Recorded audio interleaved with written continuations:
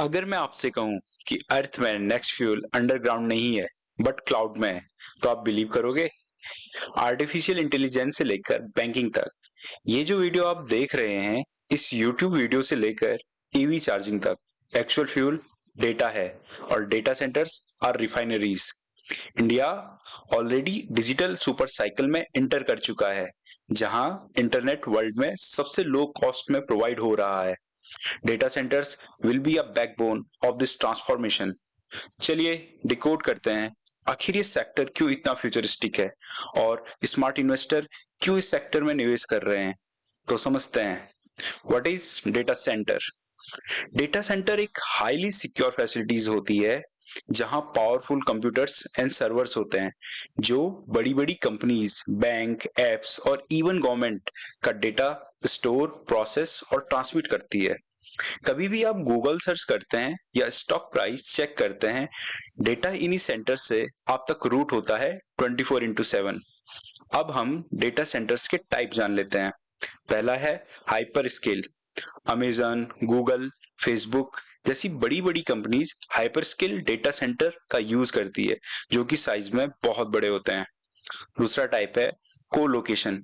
इसमें multiple companies shared और lease पर डेटा सेंटर यूज करती है। तीसरा टाइप है एज डेटा सेंटर्स। ये एक स्मॉलर डिसेंट्रलाइज्ड फैसिलिटीज होती है जो एंड यूजर और डिवाइस के क्लोज होती है, जैसे कि internet of things and EVs.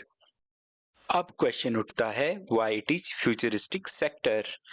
पहला रीजन है artificial intelligence and cloud explosion. Large AI models जैसे chat GPT, Google Gemini runs on cloud computing, जो कि डेटा सेंटर से होस्ट होती है, जो इस एरिया में लार्ज अमाउंट में डिमांड इंक्रीज कर रही है। सेकेंड रीजन है 5G and internet of things roll out. Every smart devices, smart cars, fintech apps real time data से प्रोसेस होती है और एज डेटा सेंटर्स की इंपॉर्टेंस इन सभी के लिए बहुत क्रूशियल है।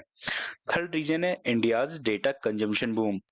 5G के लॉन्च के कारण इंडिया की per capita data usage US से ज्यादा हो गई है और गवर्नमेंट के डायरेक्टिव्स हैं कि personal data within India store होना चाहिए, जिससे डोमेस्टिक इंफ्रा डिमांड को पुश मिल रहा है।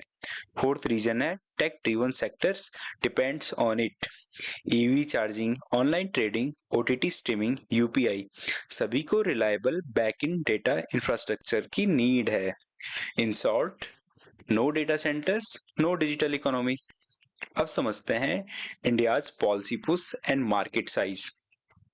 इंडियन गवर्नमेंट ने डेटा सेंटर पॉलिसी 2020 में ड्राफ्ट करी है, जिससे इंडिया में डेटा सेंटर सेक्टर को ग्रोथ मिल रही है।